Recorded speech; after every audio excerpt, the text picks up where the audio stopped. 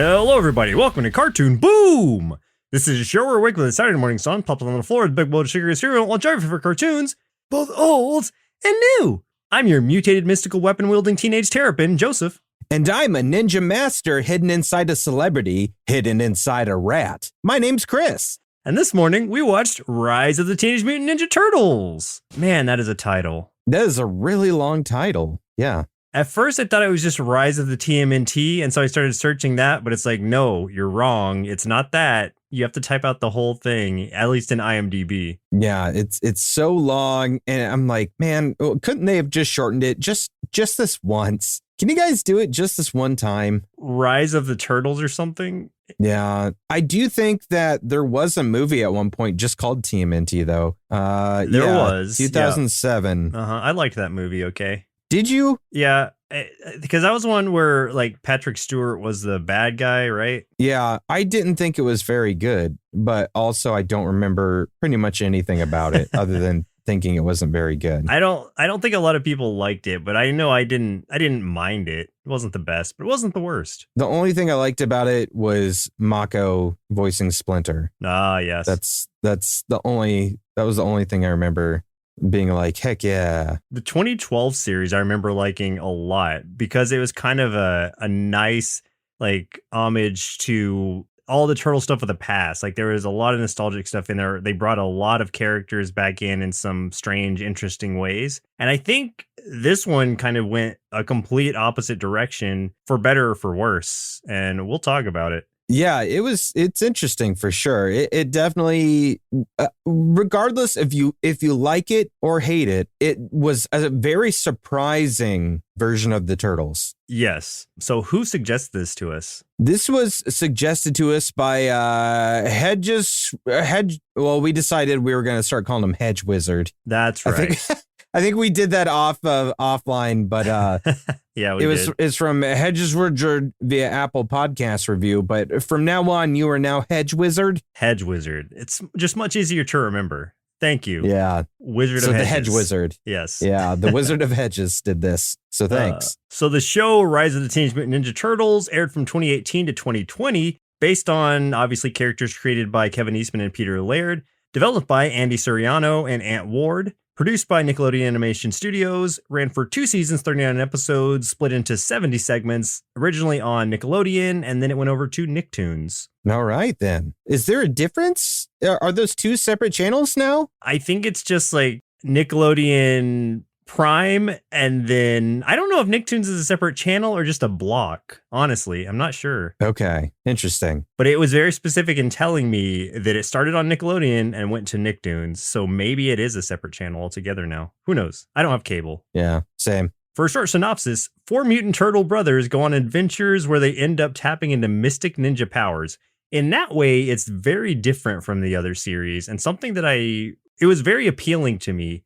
Once I started to get more of that. I dug that too, because like depending on like how much Ninja Turtle like media you consume, there are other iterations where they do something similar to this. Like if you've read like the IDW comics, which some of those listening, maybe you've gone that far into the rabbit hole, maybe not. There's a lot more mysticism in that run of the IDW comics of the last 10 years than there are in pretty much any other version of the Turtles. And so like I felt like in that sense that like that IDW series is one of my favorite versions of the Turtles. I wouldn't say my favorite, but one of them. And the fact that this tapped into a few not quite similar themes, but like some adjacent themes as that, I thought that was kind of interesting. I did appreciate getting into some of the mysticism. Yeah, so it's like you're not getting your basic historical rivalry between Oroku Saki and Hamato Yoshi in this one. Right.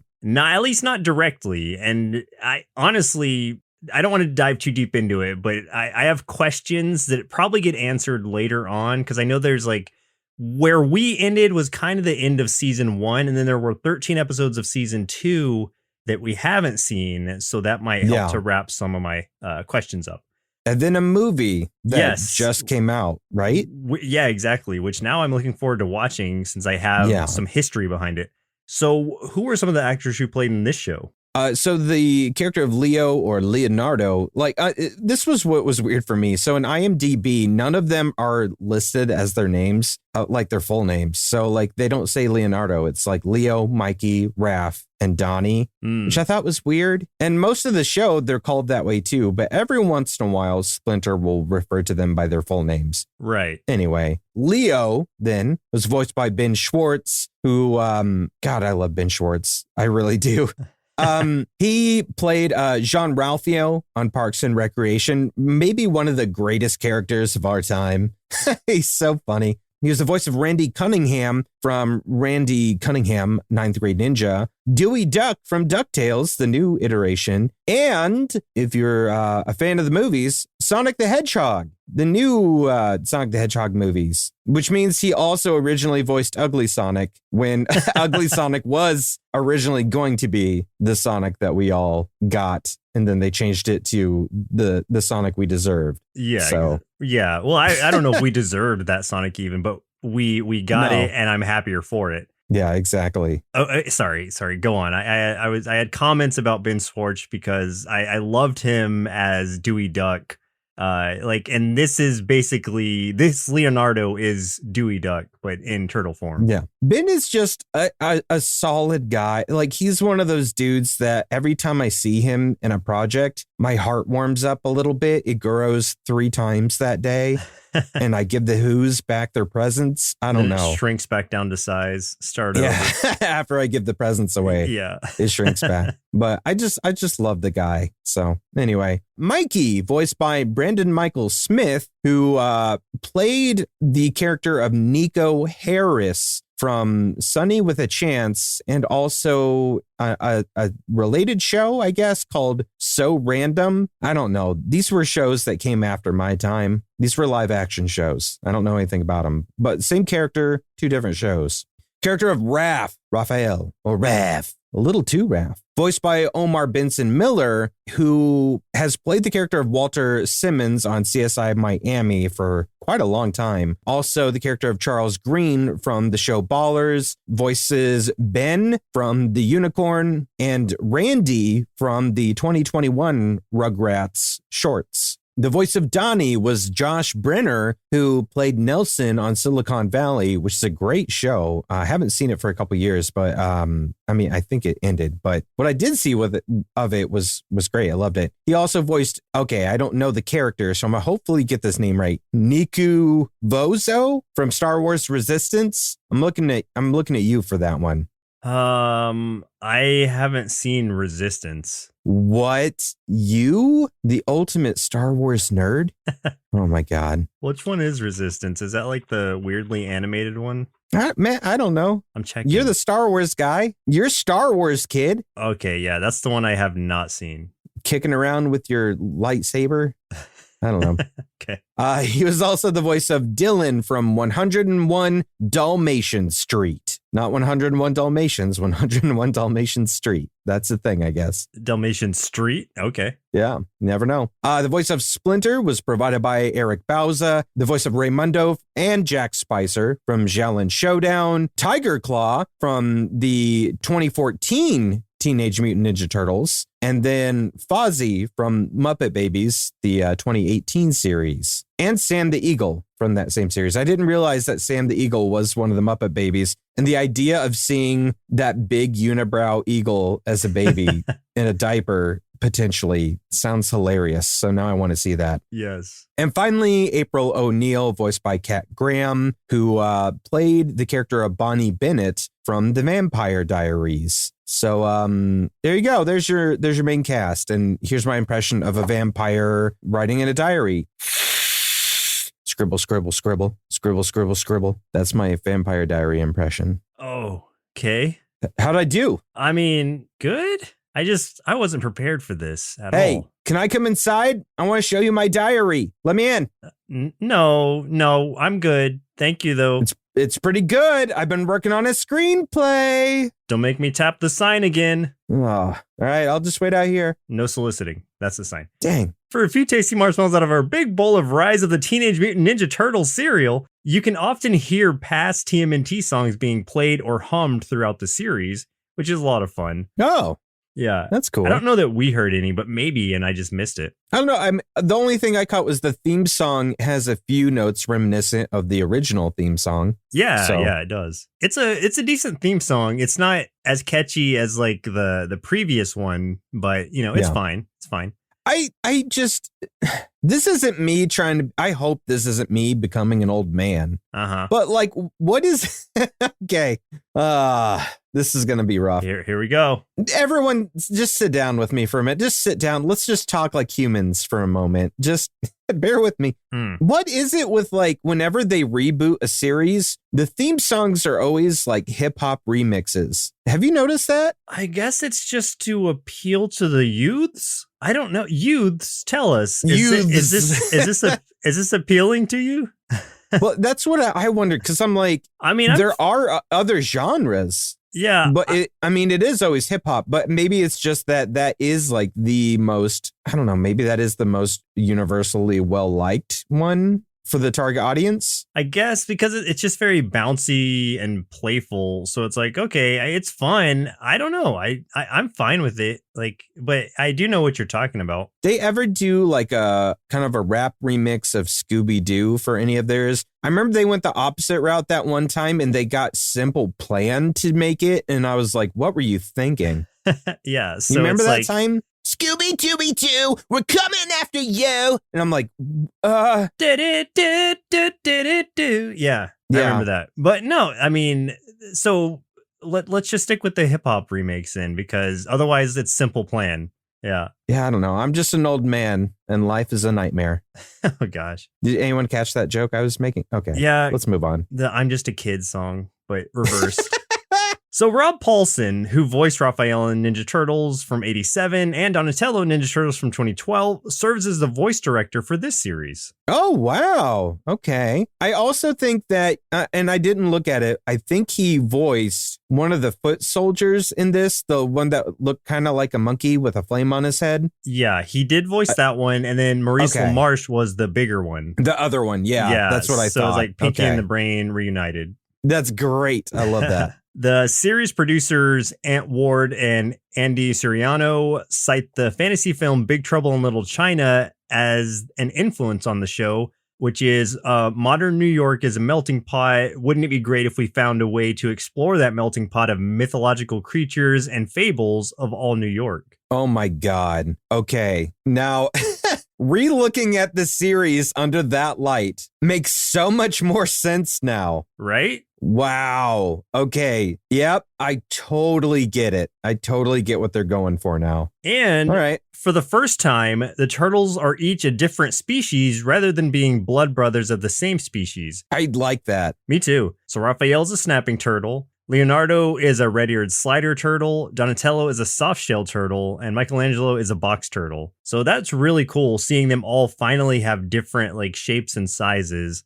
and not being basically clones of each other. I like that a lot, especially Raphael's design, I think, is probably the best design in the show. I just love snapping turtles. So yeah, that's awesome. I mean, he just looks so like, boy, he's thick. He just looks so good. He's so big. He's so jagged. He's got that snaggle tooth that I love. Mm-hmm. Yeah. Yeah, I'm into it. It reminds me of the Sonic show where Knuckles is like the bigger brute type shape. And it's just like finally giving some differentiation in the shapes and sizes of these characters. It's just something that I didn't know I wanted for so long, but I'm glad it's finally here. Yeah, and I like that they gave them different shades of green to go along with it too. And they all have different flair also, which is kind of nice. Like Leo's got like those different markings, like those kind of like scars or something on his face. Well, that's just red-ear slider turtles have those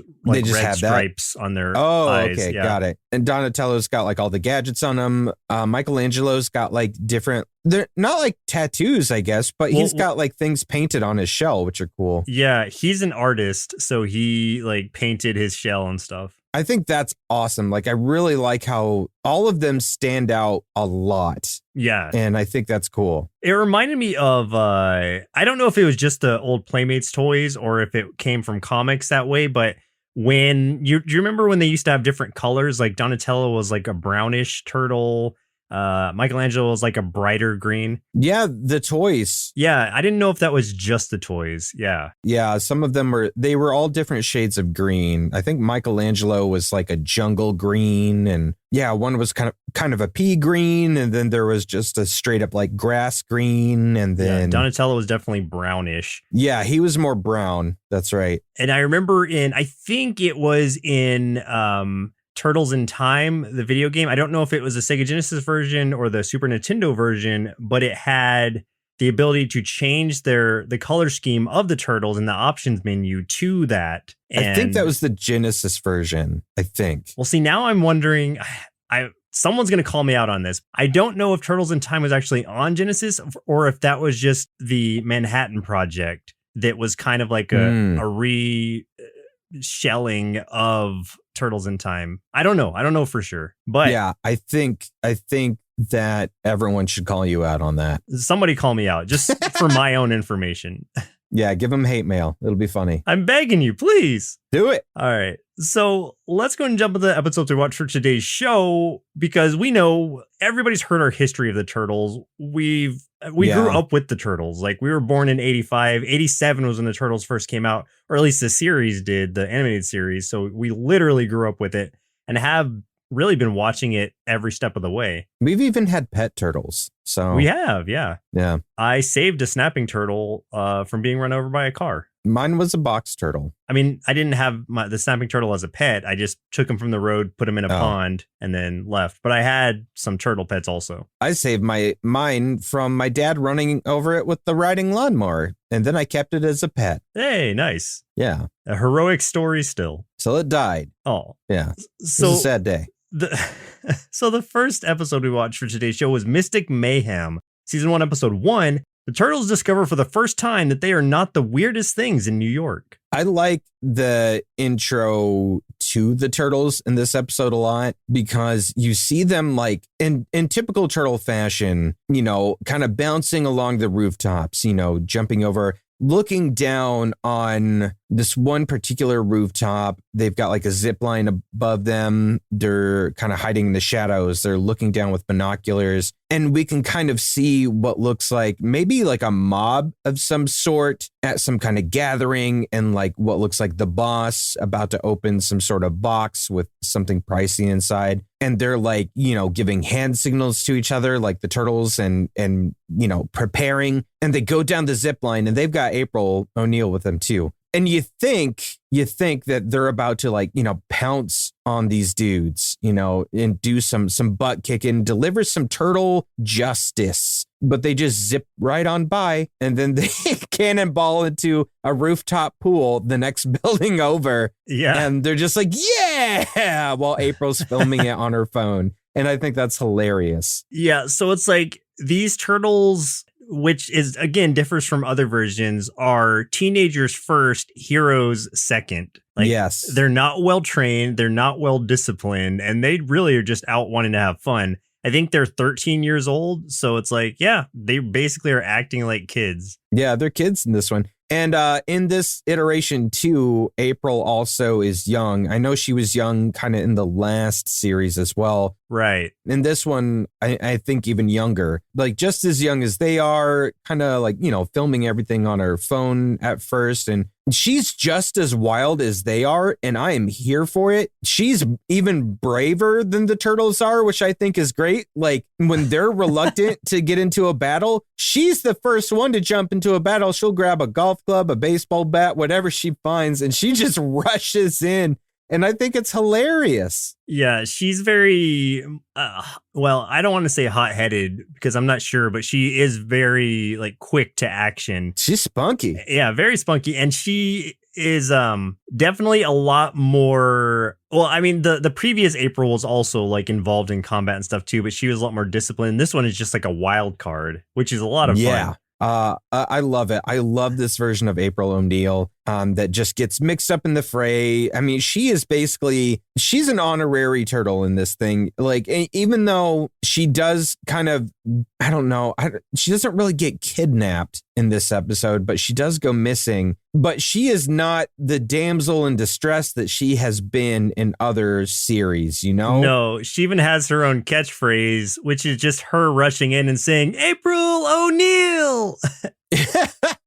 With so whatever good. weapon she has. I love that so much. Yeah, she's a lot of fun. So the turtles are going for a swim, and they see, when they're on their way back, they see this like little dog fox looking thing. I don't honestly know what it is. I kind of thought it was like a cat. I thought it was a cat, but they kept calling it a dog. They kept saying dog-like or dog thingy. But they were using cat sound effects with it, so I kept thinking of it as a cat. Yeah, that's why I'm thinking like let's split it in the middle and just call it a fox thing or a frog. Yeah, sure, it's a frog, and they they go in there. You know, Raphael is the leader in this. I want to point that out right away because that's something that we'll bring up a lot, I'm sure. Bold choice.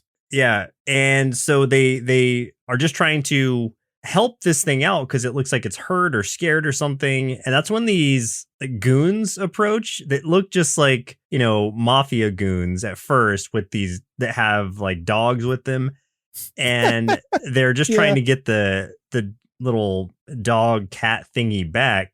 And I love when they first approach and the guys are just like, oh, hey, yeah, we're dressed up for a sci-fi convention and doing normal non-turtle things or whatever they say. Yeah. Normal human things. Yeah.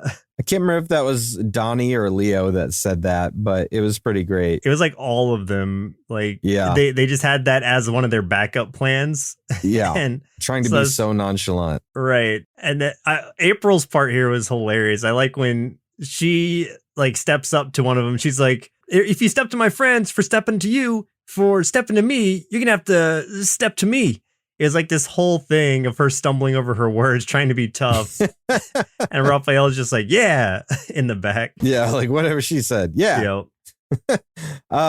These mafia looking dudes turn into these big, I don't know, like what to call them, but they're like these huge demon guard things. Yeah, like alien demon-y looking things riding on these big old war dogs is the only things I could think of.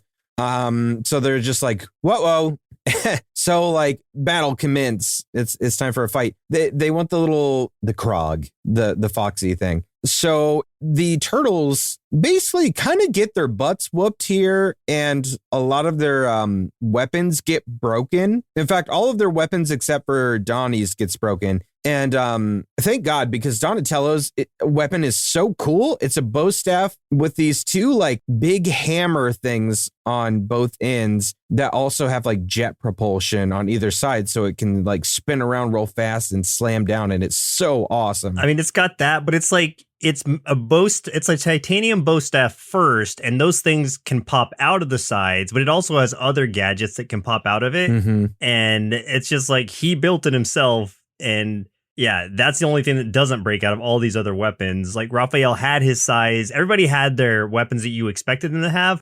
But right away, we see that those aren't going to be what they're keeping because they immediately get broken. Yeah. Turtles get beat up, basically. They don't do well. The bad guys open a portal in this wall that first a pizza boy out of nowhere comes riding his bike through and falls through. Yeah, shortcut. Yeah. Yeah. And then, no, it's not a shortcut.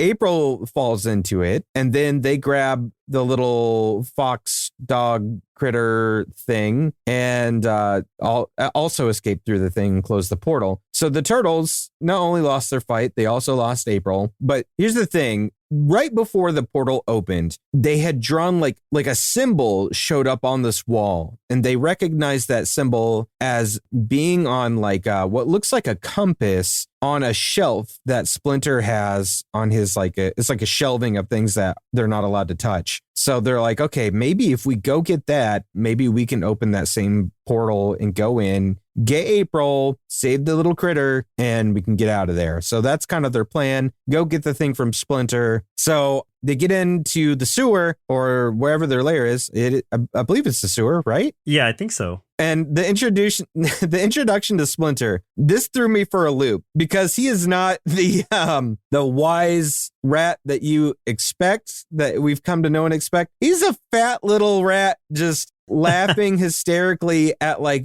junk Japanese television, like goofy like TV like game shows like, and stuff. Yeah. And reality TV type things. And just chowing down on cake and milk.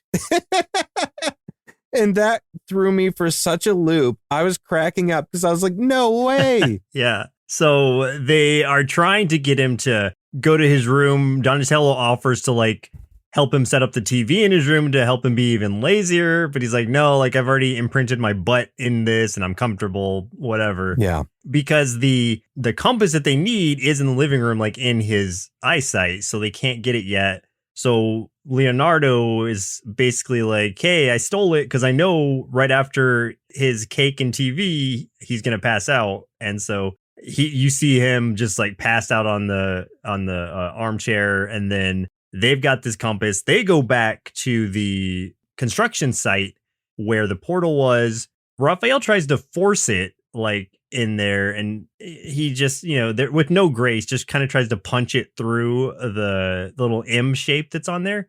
Doesn't work, obviously. So Mikey takes over as the artist and kind of etches the design of the symbol on there with the compass. And that, of course, works, opens a portal, and they are able to dive in.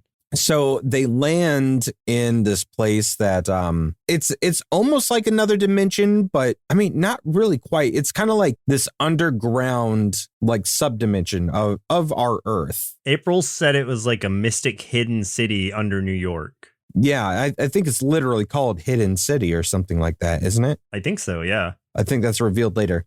So they get in there, they see April in there, they see the pizza guy, they see our little Krog, and they see this big alien guy that we learn is Baron Draxum, voiced by John Cena. Not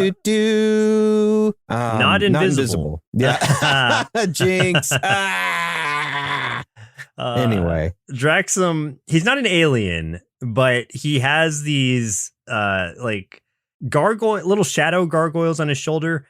What I think he is, and this is just me going off of like a future episode, is like a yokai, which is like a Japanese spirit. So yes. Yeah. And he has these little shadow demons or shadow like gargoyles on his shoulders. And those are kind of his like two minions that also act as pauldrons, I guess, when they're not talking. Their names are Hunin and Munin, which are okay.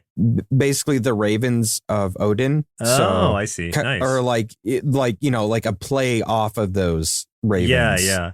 So I think that's cool. Kind of fun. Yeah. And they're hilarious. Like they're goofballs. Yeah, they're really funny. They're always cracking jokes. So we get to see Draxum's plan, which is to, first takes this little vial off of the Krog's necklace thing, which is just this green vial.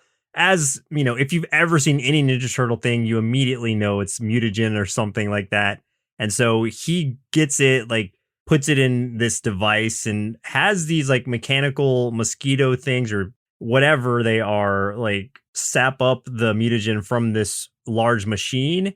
And the first test subject is the pizza boy who we captured earlier. And that, of course, turns him into some kind of catfish looking thing. I don't know. They kept calling it imitation crab, but yeah, I think imitation crab is just like whitefish. Oh, okay. I believe. So he basically turns into an anthropomorphic whitefish. Yeah. It just basically a big tuna, and he's just like really wiggly, and he's like, oh God, because in turtle lore, when you touch the ooze or mutagen, whatever you want to call it, whatever animal that you last came in contact with or whatever stuff you last came in contact with and like that DNA, is like imprinted on your body or whatever, it changes you to share that DNA. So the pizza he was delivering had imitation crab on it. Yeah. So that's what happened. And he turns into basically a white fish. That's a good layered joke. I like that. Yeah, it's pretty good. We also get to see the turtles find their new weapons, or actually April leads them to a room full of new weapons. And Leo gets a giant sword. Of course, Raph gets some tonfas, which are those little like kind of nightstick looking things. Yeah, like the baton sort of things, that go down along your forearms. Yeah, Mikey gets Kusari Fundo, which is just this like weighted sort of, they're not nunchucks, but it's like a single thing where it's got weights on both sides, but it still has like a string to it. But that thing has like a mind of its own. It's also like possessed by some kind of spirit. I don't know. It's a strange weapon, but it's cool. And Donnie just decides he's going to keep his titanium bow staff because he loves it and it served him well. Yeah. I did like, though, that they got into that room with the weapons. They started grabbing weapons just like their old ones. And then April's like, what about the glowy weapons? Yeah. And they're like, oh, we want the glowy weapons. And that's when they grabbed those ones. So, yeah, it was interesting seeing them all get new weapons that are different than what we're used to. I guess the only one that's not so different is Leonardo. He just has one larger sword instead of two swords. Right. And then they go out and they confront Draxum. And what's interesting here is Draxum brings out this huge like abomination like Titan thing that they have to fight. And this is when we finally get to see really, I think, the shining beacon of this show, which is the kind of fighting style they can do. Like, and I'm talking about the animation. Right. They really just let it all go. And it was so good, especially with these new weapons and how everything looked and their movements and everything. It looked so cool. What's unfortunate, though, is all their weapons, they don't know how to use them yet. Yeah. And all these weapons have mystical powers that they don't know how to use. And Donnie, who's still using his old, staff, but it's got all the, the gadgets on it, as we talked about, he has not been in control of that the whole time. So all four of them are still just kind of in the same boat. Yeah, we get to see Raphael's tonfas, like it has like a power surge or something, at least initially, and that just pushes him back into a wall and like knocks him out. Michelangelo's, like I said, it was possessed by some kind of spirit, so that thing is just going wild while he's trying to use it. I think it hit him in the face. Yeah. Knocked him out. And then Leonardo's is that's my favorite. Yeah. Yeah. It's like a teleportation sword. I guess it like cuts. It's like magic from the X-Men. Yeah, basically. And so like he tries to slash. He goes up and like is in a cool pose and tries to slash Draxum. And then like nothing happens and a portal opens under him and then he falls into it and the portal opens above that portal and he just goes into a loop of portaling for a while. Yeah. that he just can't get out of. Yeah. That was cracking me up. However, like enough damage got done to that laboratory that the laboratory starts falling apart and everything. So April, you know what? April kind of honestly saves the day most of the time. I think it was April ends up freeing our little Krog thing. And that, because the little, whatever it is, can teleport kind of almost like Leonardo's sword. It teleports itself and April and the turtles out of that place back to where they started, Earth proper, and to safety as this whole place starts exploding and falling apart. But in addition, that original gateway opens back up and all those mosquitoes that have filled themselves up with the ooze come flying out over the city. And just using context clues and knowing what Turtles, the franchise is like, we know that means they're just going to bite into all kinds of people and we're going to get all kinds of weird, goofy things. Interesting mutants. Yes. Yeah, mutants. So the next episode we watched for today's show was The Evil League of Mutants.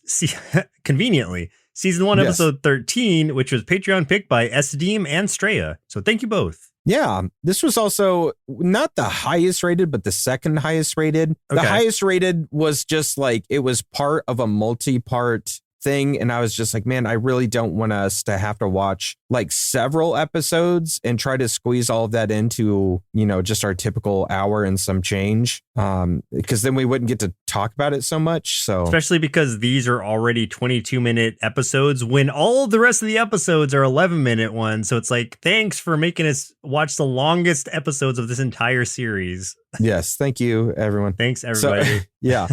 So this one starts off by, so Baron Draxum assembles a league of villains to defeat the Turtles in this one. It starts off by seeing these fighting circus crab men, the Sandy Boys, in the biodome, which I'm not sure where that is or what that is in this world yet. Everyone's getting taken out by these two like circus crabs. It's just funny to say. I kept thinking of them as lucha crabs. They look like lucha crabs. When you look at the poster, they showed a poster of what they were beforehand. Yeah, and they were just circus guys. Yeah. Oh, I missed that. So everyone's getting taken out though. And this was one of the things that made me laugh the most was Donnie right here after everyone's taken out and knocked out because they still don't know how to use their weapons too well. But Donnie is about to use his after everybody else has been taken out and his battery's dead on his bow staff. So he just slowly crawls over to them up onto the pile of the other brothers' bodies and plays dead. And that was just such a funny scene. I love that. That's totally something I would do in that situation, though. I also like that one of the crabs was absolutely, without a doubt, Jason Mantzoukas, especially just because we just came off of watching Close Enough. His voice was just so obvious. Right. And the other one was Paul Scheer, another really good comedian. So very iconic voices right off the bat. That was funny. But the Turtles lost again. But before the crabs could really finish them off, the villains get teleported away and they show up in this room with a nice, like they said, a real nice spread, like a lot of good food on this table. We see a lot of villains from different places, which I'm assuming these villains have appeared in other episodes up to this point. Yeah, I'd imagine getting so. teleported away and they all end up showing up in the same place. Yeah, you've got Hypnopotamus, which is basically a magician. They got turned into a hippo creature. So that's what it sounds like. You've got Meat Sweats that was a chef or a butcher who was transformed into probably what he was cutting up, a pig. Voiced by, I think is it John Linden? One of the original Sex Pistols. Really? Which is great. Interesting. Yeah. Okay. And then you've got Repo Mantis that was... I guess just a repo man who encountered a praying mantis at some point. Yep. You got Warren Stone. Yeah, your surprise characters, the Anchor Man. He's an anchor. He was an anchor man that is now a big purple worm, but with one giant arm with a crazy gauntlet on it. Yeah. And then you've got Todd, which I'm not really sure. A capybara, I think. I think he's a capybara. I wasn't totally sure. A capybara with a blonde wig or something. And Todd is the funniest freaking character. Oh my God. He had so many funny moments in this. You know what he reminded me of was from the Mutanimals series, that pigeon. The pigeon. Yes. Yeah, I don't remember the pigeon's name. Pigeon Pete. Pete, was it? I thought it was Pete. I think it was Pete. Might have been. Yeah. Gosh, Todd was hilarious. He's just there for laughs. But everyone's so afraid of Todd. Yeah. Which is great. When Draxum is like, I told you to gather the baddest mutants together, and he was like, "Oh, there's nobody worse." Yeah, there's Todd. No one worse than Todd. And Todd's just there offering lemonade. Yeah.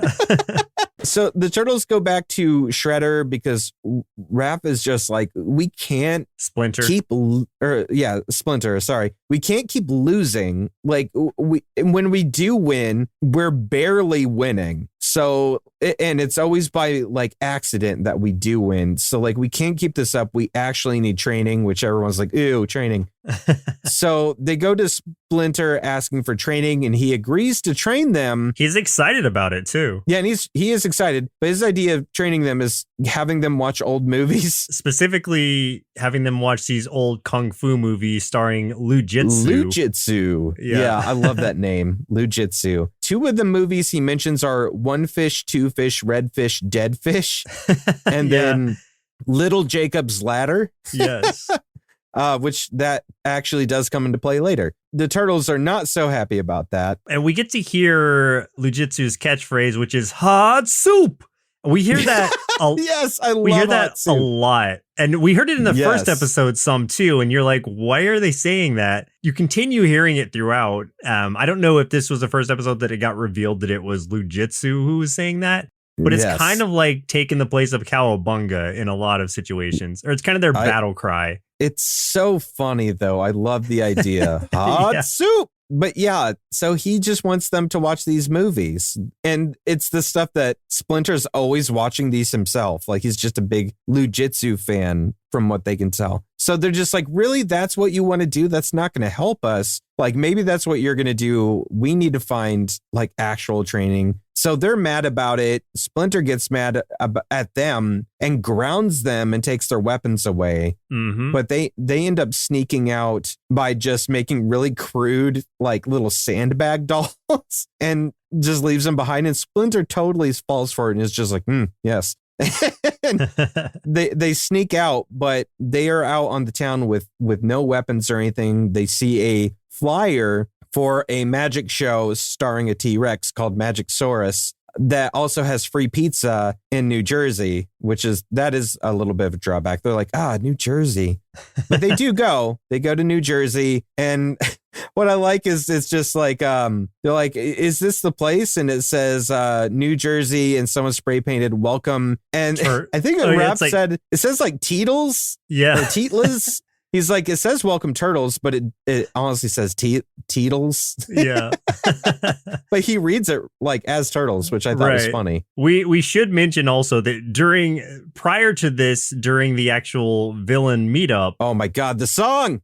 Yeah. His little gargoyles break out into a Modern Major General parody about Draxum, which actually gives us some information about like him being the one who created the Turtles 13 years ago, using the DNA of Lujitsu and kind of giving his reason for doing what he's doing to the rest of these villains. Yeah. And I thought that was a really cool and really such a different origin story than we've ever gotten. Like, we've never gotten an origin story like this with the Turtles before. Right. It's always been something to do with Hamato Yoshi, aka Shredder, something to that effect. Hamato Yoshi is Splinter. Or sorry, I meant Hiroko Saki. Hiroko, yeah. Or it's been something that Krang has done, but with Draxum doing it, and then it was these turtles with Lujitsu's DNA, specifically one guy, and that's how they are brothers, because they all share Lujitsu's DNA. Yeah.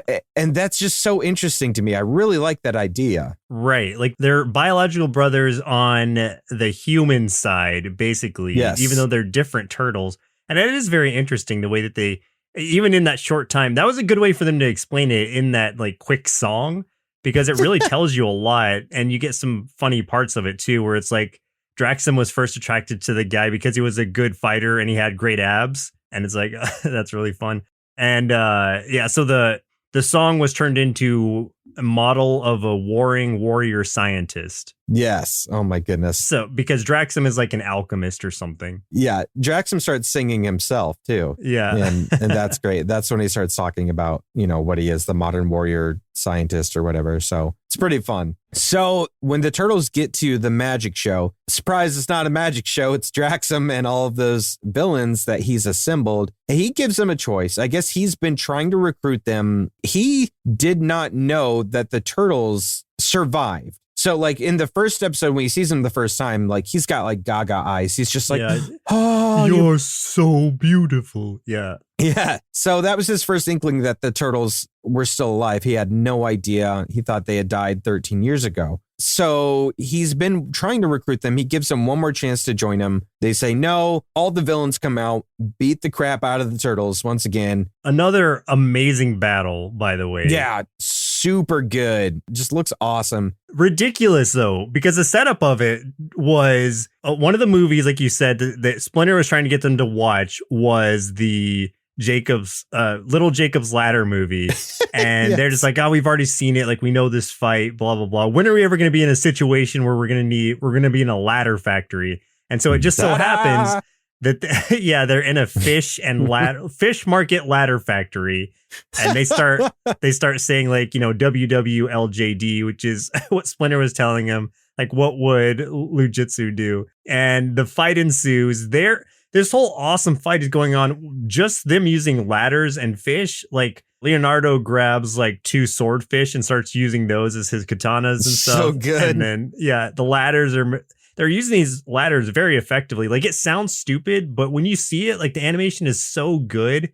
It looks amazing in motion. Yeah, they had gotten beat up, knocked out of the place they were in, and then ended up in that market outside where they found all the ladders. And yeah, that's when they start, the tide turns. They start winning because of Splinter, because of him making them watch that stupid movie. And it's great. So they're just like, oh my God, like Splinter actually does know what he's talking about. One thing that I really loved was in the middle of this battle is when the little worm, Mornstone, comes out and he's like, it's I, Warrenstone, your most evil enemy. And then Mikey just accidentally steps on him and just squashes him right there.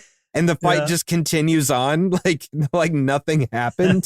It's such a dramatic entrance for this villain, and he just gets stepped on out of nowhere. It's great. And that's the end of him. Like, you don't see him again. He's just over. It's finally revealed to them by Draxum that Lujitsu's human DNA was mixed with theirs and the mutagen to turn them into who they are. And that's when they're just, instead of like fighting back at this time, they're just like freaking out, excited over how Lujitsu is their dad. Yeah, they're so happy. Yeah, and at this point, Draxum is about to like try to end them when he gets teleported away. That happens a lot in this show. People just getting teleported away. Everyone's teleported away. Yeah. And I guess this is his first introduction to the Foot Clan, which at this point we're just seeing as that monkey guy you were talking about earlier with the foot on his face and like the fire. And the big guy. And the big dude. Yeah. And they offer him a deal, which is basically like, we have a common enemy and we can help you get rid of those pesky turtles. Yeah. And it leads really well into the next episode. But the turtles do go back to Splinter, who tries to apologize to them for losing his temper and starts talking about, you know, it's not easy being a single dad. And sorry for losing my temper. Funny. Yeah. But then they totally interrupt him when he's obviously, to us, about to spill the beans and say that he is Lujitsu. But they interrupt him, telling him about Lujitsu's our dad. It's so cool. But, oh, don't worry. We know you raised us. So we still think of you as our dad and everything. And he's just like, oh, okay. Yeah, like, sorry for disobeying you. So it's like a tender moment that he doesn't want to ruin by doing the reveal that he was just about to. And as is, for whatever reason, so serendipitous on our podcast, leads so well into this next episode that we did not plan. Endgame, season 1, episode 26, which was Patreon where the Avengers. Sorry. By NX Gamer, Anthony D, and Straya. So thank you all for this one. Yeah. The Dark Armor needs one last piece to its completion, and Draxum wants to trade it in exchange for the lives of the Turtle brothers. So this one opens with the Turtles already being a captive of Draxum. Yeah, this is a part B of a 2-parter, and I was trying really hard to avoid 2-parters, but so many people wanted us to watch this one, so I was like, all right, let's just do it. It still kind of worked out, yeah. Yeah, we didn't need a ton of explanation for it. It was really clear right off the bat. Turtles are already captured. Splinter and April are going to the rescue. And Splinter, since we already know at this point Splinter is Lujitsu, like, he's dressed up in his Lujitsu outfit and everything, but he's still like a small fat rat. So it looks really funny with the sunglasses on and everything. Yeah, it's hilarious. The turtles we see are dressed in, I guess Hamato Yoshi is still like Splinter's original name. Lujitsu is his like acting name, his stage name. Yeah. So he's still part of the Hamato clan. And I guess that's why they're dressed up in these black and red outfits, all of them, because that was like the traditional Hamato like training gear or something. And so they're in this cage dressed up like that. But hang on. Two very important things there that I don't know if I'm sure you noticed. But one, they're all in the red bandanas. Yes. Which like the original. So nod all the way back to the very original comics. Two, the Hamato symbol is a pizza. Did you notice that? No, I didn't. The emblem is literally a pepperoni pizza. And I think it's hilarious. Now I gotta look. Oh, that's awesome. Yeah, I didn't notice. I noticed that on their gi right away. I'm like, that is a straight up pizza. That's great. It is a pepperoni pizza. Awesome. So good. It's a fun little joke to hide in there. But yeah, they're in a cage, and then they're trying to remember, some of the things. They're trying to do some of the Hamato style stuff. Like they're trying to meditate and kind of like really hone in on the stuff that the Hamato clan taught and that side of the mysticism and things. Especially Raph, who does even have like a little bit of a daydream, and he's talking to Splinter, but Splinter... he has like a vision quest. Yeah, but Splinter's only talking in riddles, and it makes zero sense, and it really does not help them at all. So like they come to the conclusion that's like, you know what? We tried, but this isn't us. We just need to do this our way. So instead, Raph just, breaks the prison they're in. And I like that. Was it Donnie's like, wait, you could do that the whole time? Yeah, you could have done it the whole time? Yeah. Yeah, they just jump out. Meanwhile, like Splinter and April assemble the B team, which is, I guess it was like some allies they had, I'm guessing from past episodes. So you've got Todd, you've got Frankenfoot, you've got Bullhop, and then Sheldon, and they charge in with their hot soup battle cry. Hot soup! Yeah, they come in to try to save the day, but immediately, right when they get there, B Team immediately falls into a trap, and they're all taken out except for Splinter and April. So he's just like, all right, new plan. We each take out 300 ninjas. And so they start going to try to do that. Splinter does his Macho Gazpacho Fury kick on this Foot Clan and takes like a ton of them out. So the Foot Clan in this, they're not robots. They're not humans. Mm-hmm. They are made of paper. They're like basically paper mache Foot Clan, which is kind of funny if you think about it. Like the Foot Clan is paper and then their leader is Shredder. Yes. But it's like we haven't encountered Shredder yet. Yeah. In fact, Shredder doesn't even exist yet in this time at the moment. Splinter comes face to face with Draxum. And one of the things that we should touch on, Draxum had given Splinter an ultimatum. Draxum has been collecting something called the Dark Armor, and Splinter had the final piece, though he didn't realize it. He was using it as a teapot, but it was the helmet or like part of the face mask to the final piece of the Dark Armor that he was using as a teapot. He's like, no wonder my tea always tasted evil. So he said he would give Splinter back his sons in exchange for this final piece. If not, he would kill them. Splinter consulted some ancient scrolls at one point and talked to a Hamato ancestor who said, you just guard that last piece, stay in hiding, do nothing else, do not go out for Froyo, and your children will be martyrs. And that'll be a good thing. And Splinter's like, well, don't like that. So he shreds all the ancient scrolls. Yeah, shreds the scrolls. Ironic. And then after a fight with Draxum, and Draxum's just like, hey, you know what? I'm going to take them out. So if you value their lives, give it over. So he does. Splinter gives him the final piece, not knowing that his sons had already escaped. Right. Because they're coming up right behind him as he hands it over. They're showing up. And we see that armor. Yeah.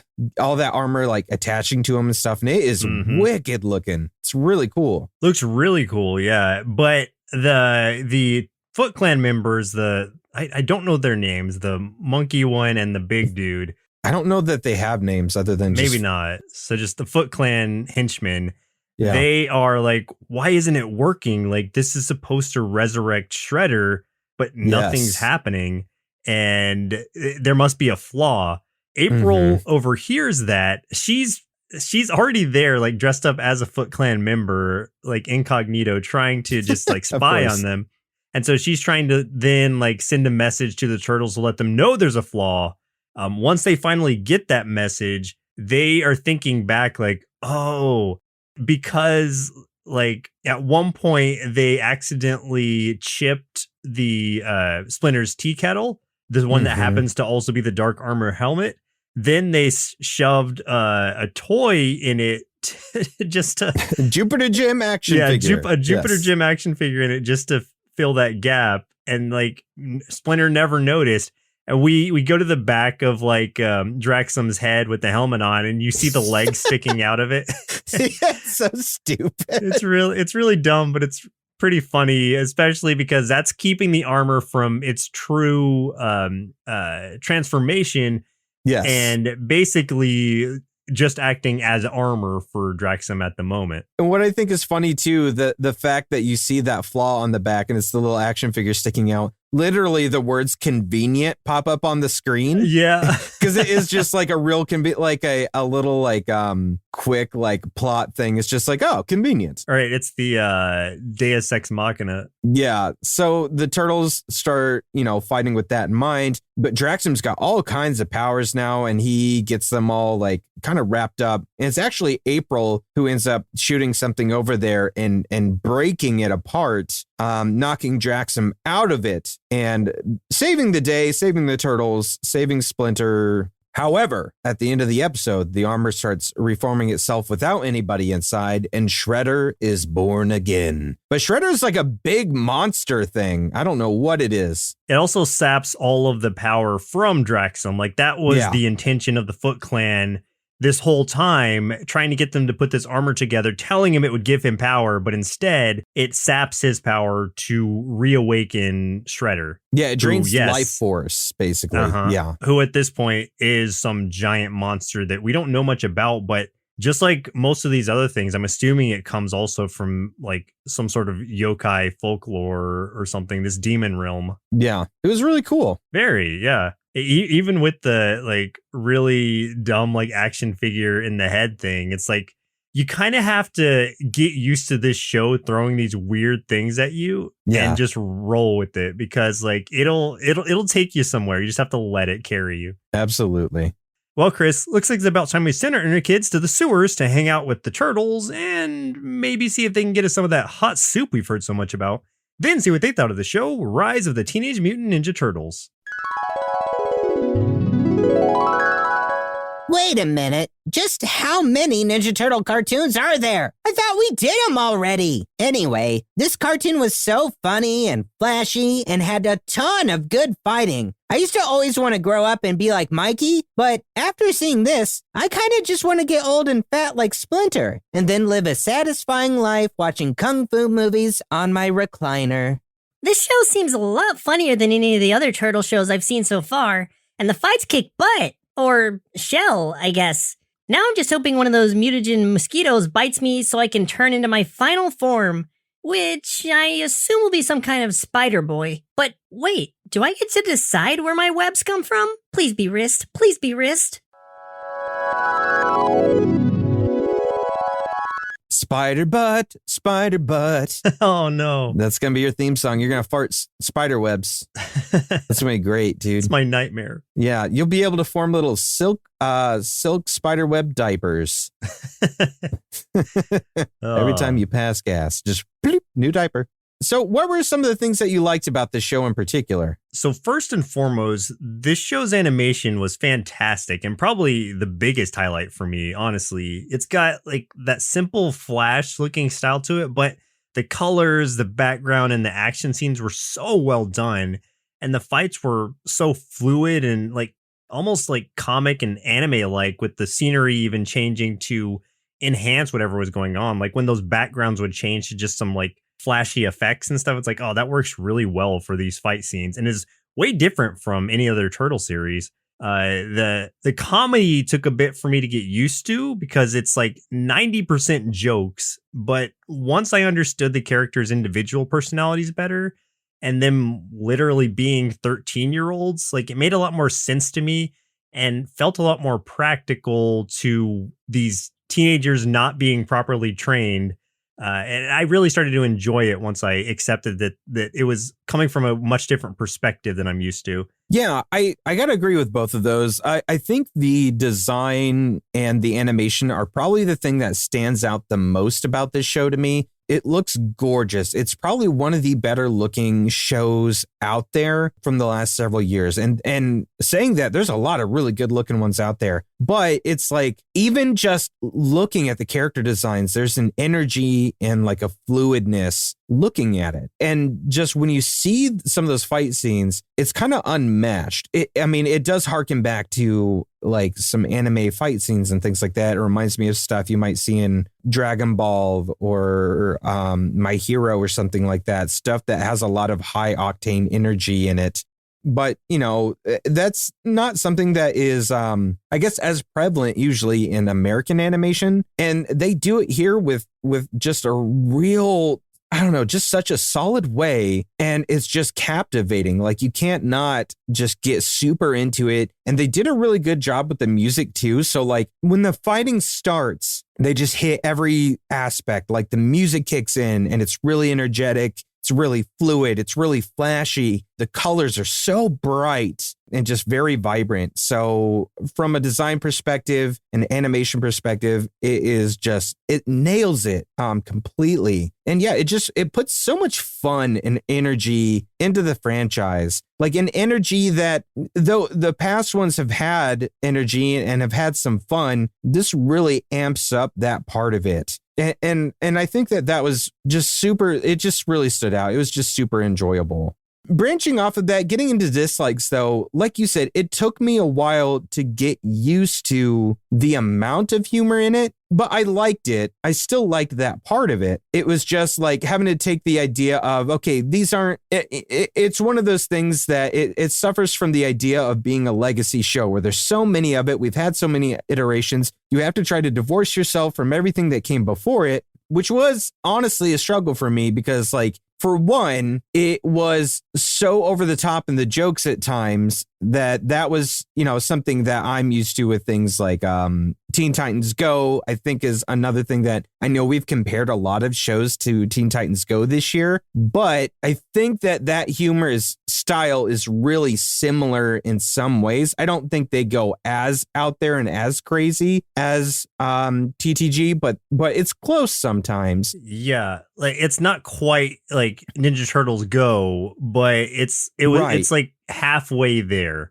Yes, and like to your point, like it is an adjustment to like divorce ourselves from the past Turtle shows that we're so used to and open up to this new, more comedy based version. And I think the other part where I struggled too was the amount of new characters, especially like, you and I, we grew up with this stuff. And also you and I just came off of playing that new Turtles game that was very much based on the original cartoon series and pulled in tons of characters from that and some characters that never even made it into the cartoon, but made the Playmates Toys line. And with the amount of legacy characters, villains, things like that they could have pulled from, and we didn't see almost any of them. I was kind of disappointed in that way, but I tried really hard not to hold it against it too much because it is trying to be something different. I mean, it's very evident that they're trying to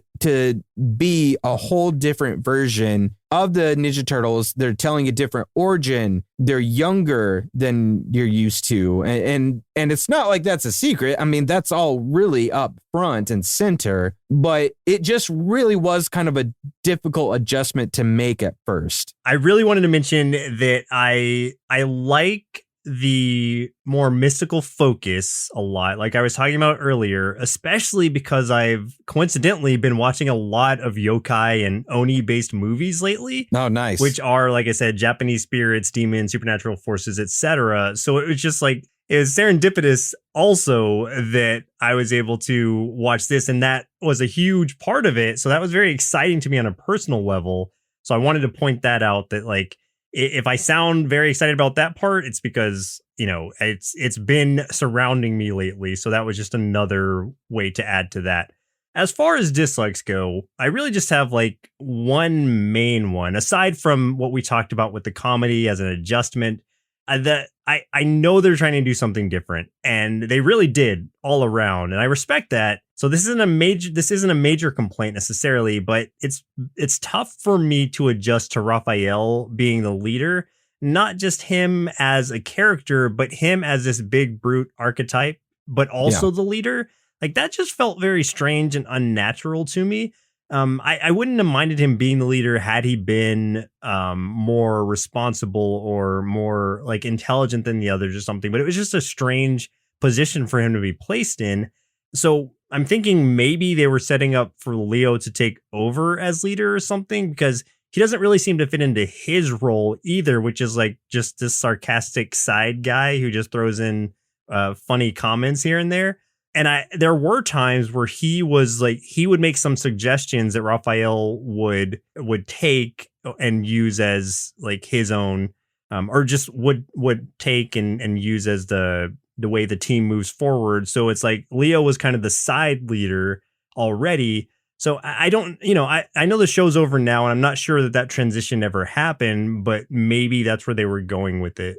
As it stood, though, that was just a strange role reversal for me that, again, I wouldn't have minded either of them being leader. It was just like the way that they set their roles already. It felt weird for him to be the leader. I can agree with that to an extent, too. I thought it was weird before going in. As I was watching it, I was kind of fine with it and just accepted. But I was wondering the whole time, like you said, if that was the plan, that there would be a role reversal at some point and that Leonardo would at some point step up and become the leader. I'd been kind of wondering that from the get-go, if that was a long-term character development plan, and maybe also a point of contention between the two characters to bring in a little bit of like inner conflict. But I don't know. I mean, without watching the full series, we can't really say. I do want to see, though, and find out what happens. But yeah, I totally understand. Maybe it's something that gets cleared up in either the rest of the series or the movie, even. Unsure.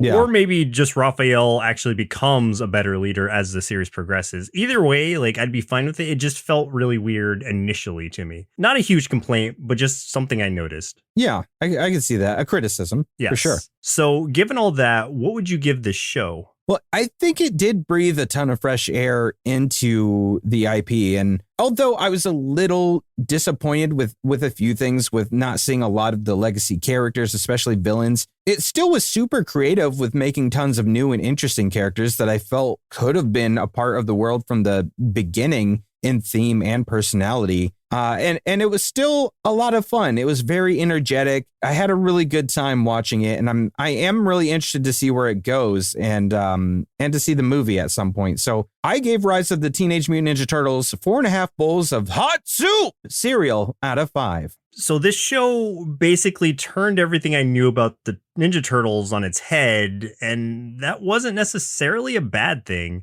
This was a fresh take on an aging franchise for a newer generation, and I was okay with that.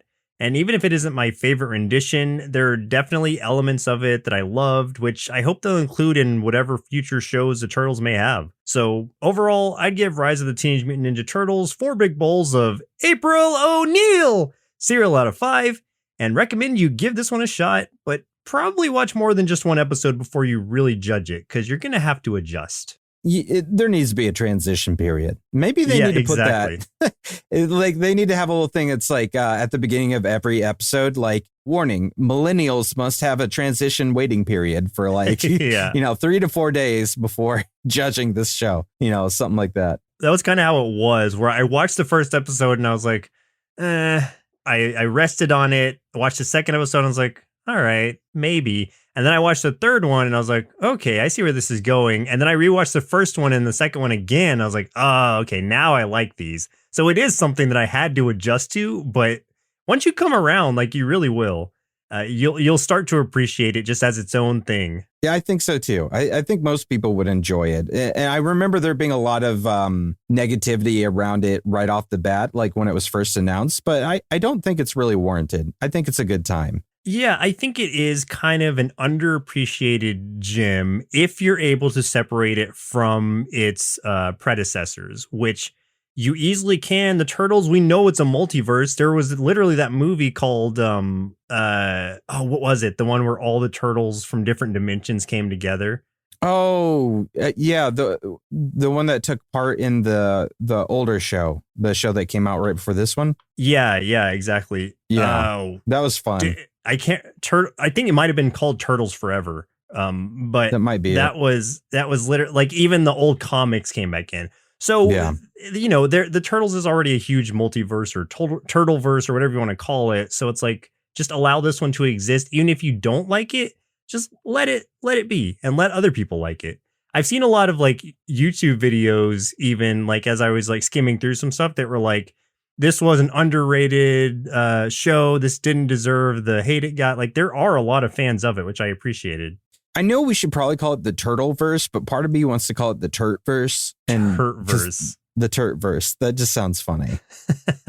I don't know. It doesn't scream Turtles to me yet, but maybe I'll come around on that too. Yeah, you should. Thank you everyone for all of your reviews that you've been leaving everywhere. We've got a 5-star review on Apple Podcasts from, Kigas Hedgie. They're hoping that we'll do an Adventure Time Part 2. Never say never. You never know. Maybe. But thank you for your rating. We appreciate that. We're almost at 200 ratings on Apple. I'd love to see that hit 200 soon. I think we're at 191, it looks like. If we could get to 200 soon or surpass that, that'd be great. Anybody listening, tell 9 of your friends. Tell 9 of your rate us. friends. Only 9 of them. Each of you tell 9 friends. That's my challenge for you today. Make 9 friends and then tell them. First make 9. Make 10 friends. Tell all 10 because we know one of them's not going to do jack. You know that. One of them. There's always that one that doesn't listen, and I'm that one. So I'm not going to do it.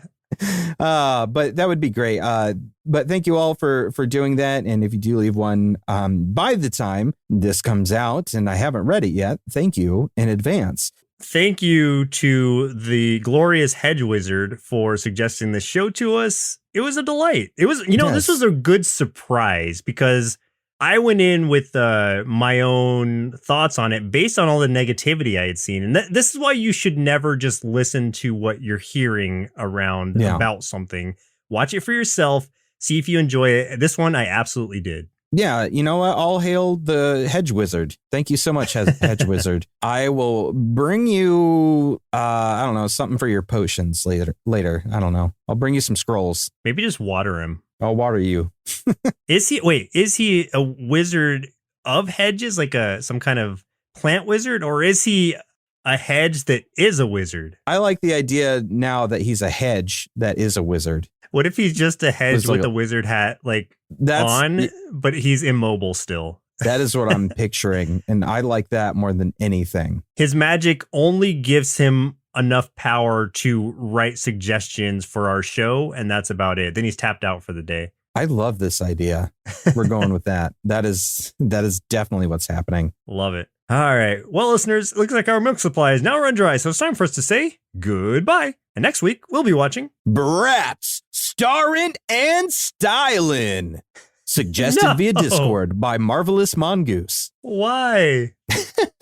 Did you know there was multiple Bratz cartoons? I would have assumed, but I didn't know that we'd ever have to watch one again. Yeah, we're there. We're going to the bottom of the list. We've had too many good shows in a row. So we're at the very bottom where we should be, crawling around through the muck like we deserve.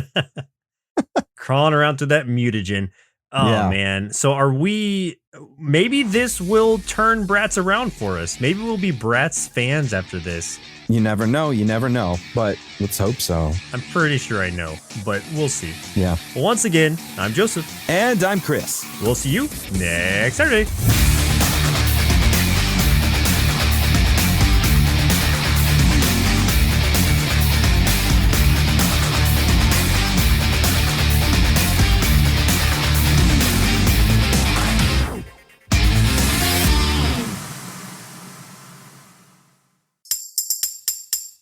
Presented by Nerdsloth, a place for lazy nerds. If you like what you heard, consider donating at patreon.com/nerdsloth so we can continue bringing you quality shows. Be sure to also leave us a review and share your favorite episodes and clips on social media. If you're looking for more content, visit us at nerdsloth.com.